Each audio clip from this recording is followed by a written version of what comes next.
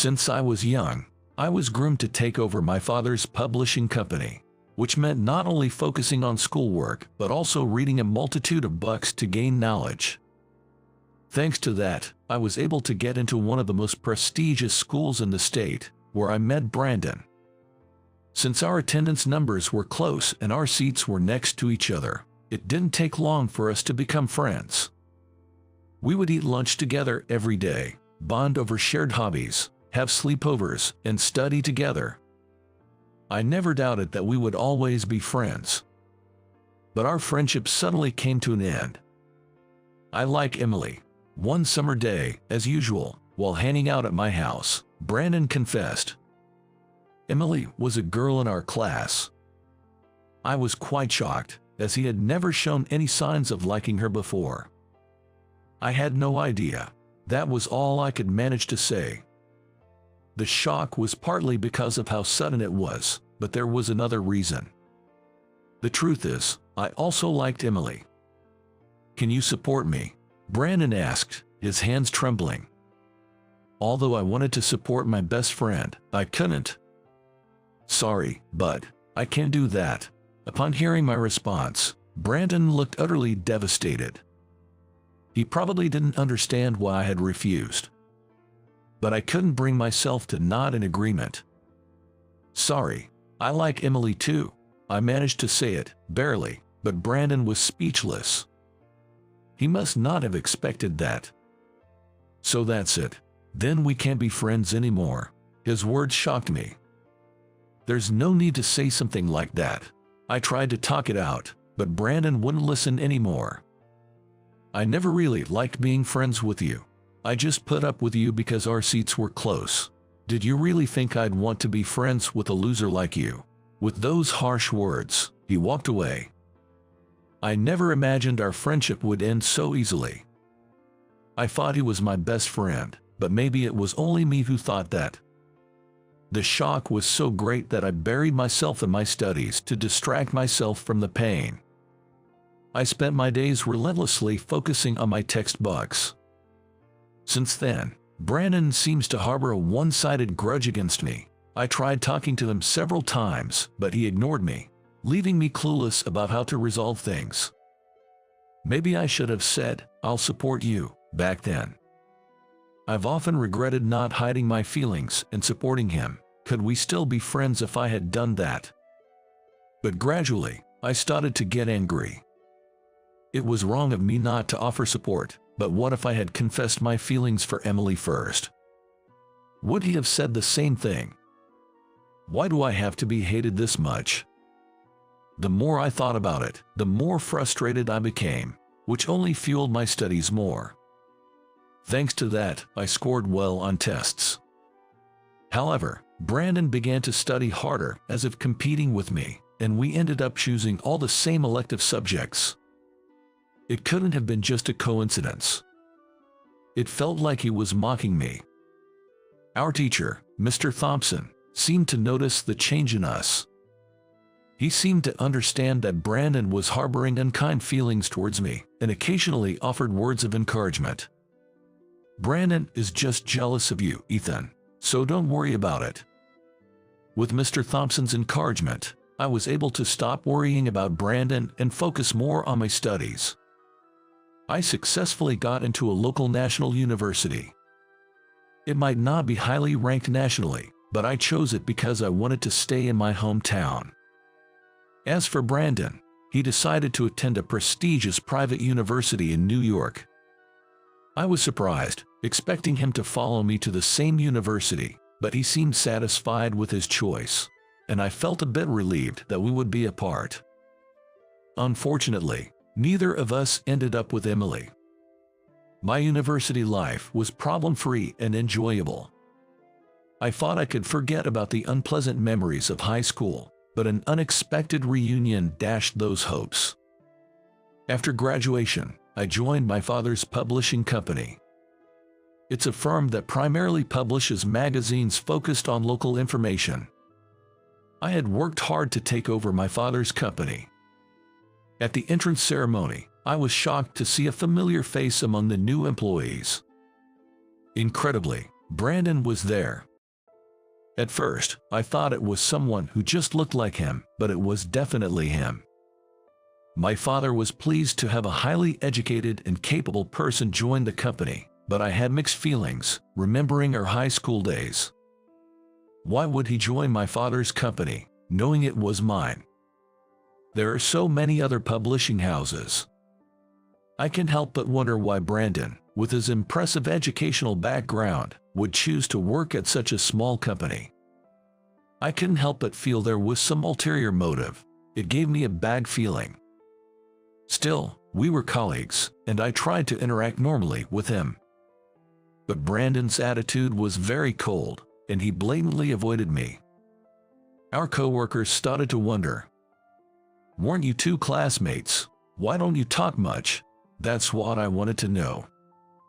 I have absolutely no idea why he would do that. The only reason I could think of was our high school fallout. It seemed petty to still hold a grudge at our age. Was he still that resentful? But ignoring someone like this is not acceptable in a professional setting, and we were colleagues whose work could be affected. I decided to keep treating him normally. I optimistically hoped his attitude would change, but even after 3 years, nothing did. When I was 27, my father, the president of the company, passed away suddenly. I took over the company, and at the same time, Brandon quit. I don't want to work under a low-educated boss. That was his parting shot. It seemed like his true colors. It felt like his mask had finally slipped. I had been looked down upon all along. I remembered he called me a lowly idiot on the day our relationship soured. Thinking back, he was cruel to classmates with lower grades, a heartless person who judged others by their academic credentials. Why hadn't I realized it before? I regretted even being friends with him for a short time. After leaving, Brandon started his own publishing company. His building looked eerily similar to ours, and the magazines they published were quite alike. It seemed like a deliberate taunt. Shockingly, I heard he was dating Emily, the girl who caused our rift. I pitied Emily if she was unaware of the kind of person he was. Then, due to Brandon's company, our sales plummeted, and half of our bookstores switched to his company. Why the sudden change? I pleaded with the bookstores, but they all responded with, "We cannot answer that," and even our longtime partners turned cold. Given the timing, it's hard to think that Brandon's company isn't involved somehow. What could be the reason? What did Brandon do? I was distressed as the situation continued to worsen. Then, I heard something from an employee. It seems like Brandon has been spreading bad things about President Bennett. What, really? When I asked for more details, I learned he was saying things like I was incompetent, only running the company because of my father, and that the business would soon fail, and that it's better to sever ties with us. I may not be as skilled at work as my father, but I am doing my best, studying and striving in my own way. However, at this rate, it seemed unlikely that our former partners would return. I felt helpless and unable to refute these claims. "The employees are behind you, President Bennett.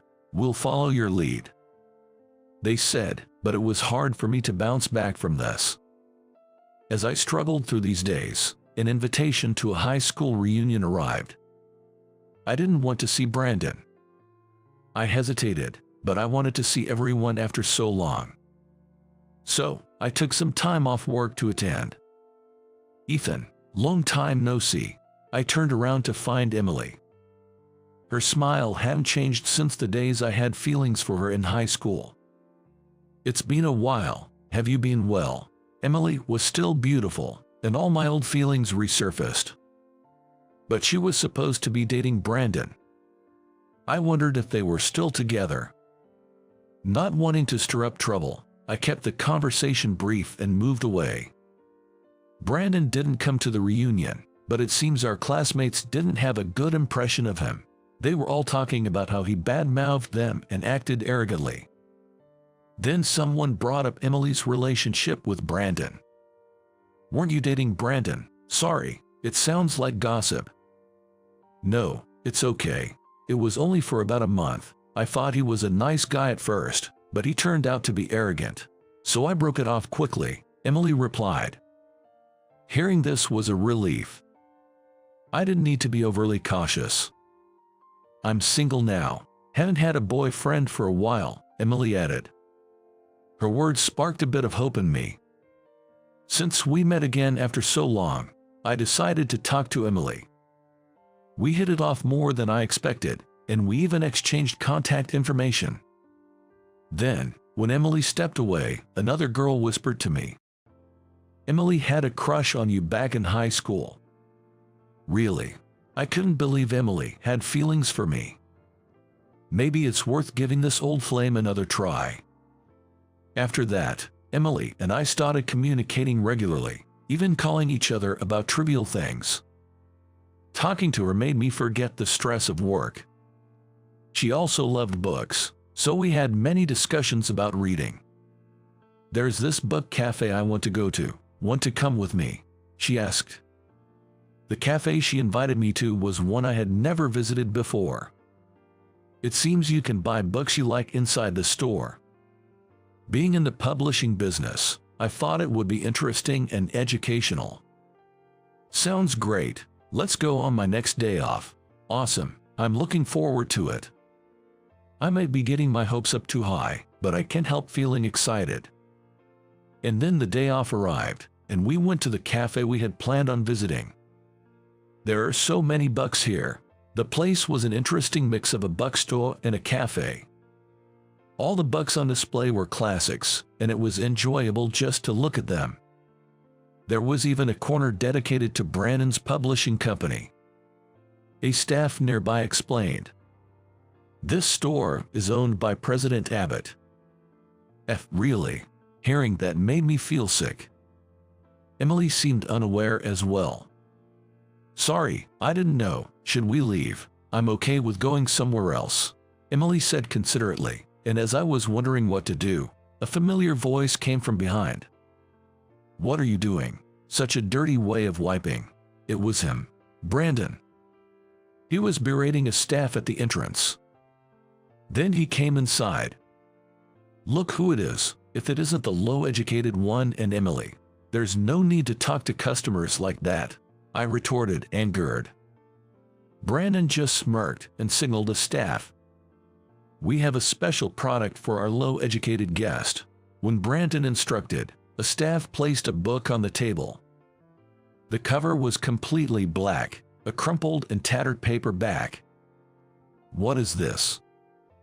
Emily and I exchanged glances. "Shouldn't a second-hand book be enough for a low-educated customer?" Brandon said mockingly. Unable to bear it, I took Emily and left the store. I couldn't believe something like this had happened. "Sorry, Emily, for inviting you to a place like this. It's not your fault, Ethan. It's his," Emily said, tears in her eyes. We decided to walk away from the store and strolled through the city. As we passed a luxury hotel, a familiar voice called out to us. "Isn't that Ethan and Emily?" It was our former teacher, Mr. Thompson. He was coming out of the hotel, accompanied by a woman. "Thank you for the other day at the reunion," Mr. Thompson, older but still with his kind smile, said. "Thank you, it was fun. My wife and I were staying at the hotel for our wedding celebration. What a coincidence to run into you here." "Oh, Emily, you seem to be crying. What happened?" Where to begin explaining? We were at a loss for words. "Just tell me, I have plenty of life experience and might be able to help."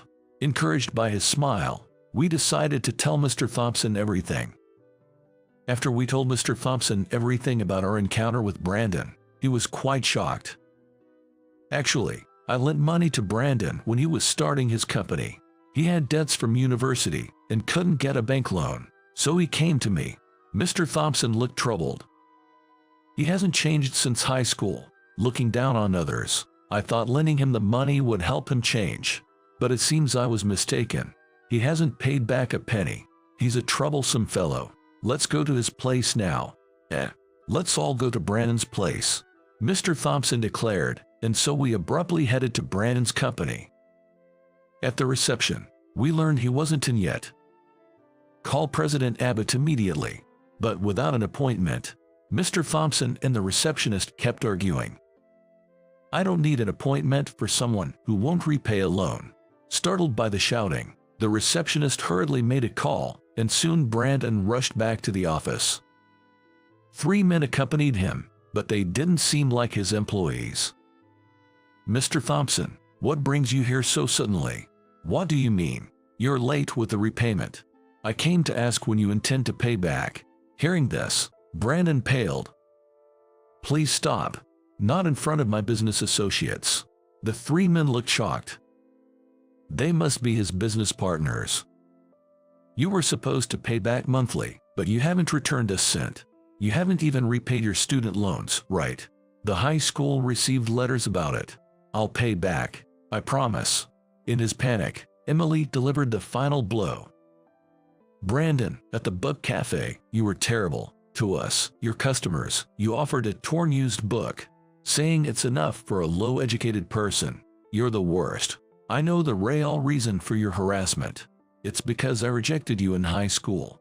You knew I liked Ethan and got jealous. I don't want anything to do with a man like that. I still get emails from you every day, but don't bother me anymore. It's a nuisance. The 3 businessmen discussed among themselves. If what we heard is true, it's hard to do business with you. One of them stated. What? Wait, please. What about the nationwide expansion? We would like to reconsider, seeing your financial instability. You can't even repay your student loans. So how can you plan a nationwide expansion? That's not feasible. Please run a company that suits your capabilities. With those final words, the 3 men left. We left Brandon standing there, stunned, and went our way. After that, Brandon's company quickly went bankrupt. Rumors said he was overwhelmed with debt. He kept begging Mr. Thompson, but was firmly told to pay back what he already owed first, and after that, he became much quieter. As for me, I started dating Emily soon after, and, a few years later, we got married. Classmates and Mr. and Mrs. Thompson attended our wedding, and everyone congratulated us. Business is going well, and the partners who left because of Brandon have all come back. We're planning to expand our operations beyond the state. I want to continue publishing enjoyable books for everyone, not letting down my Father in heaven.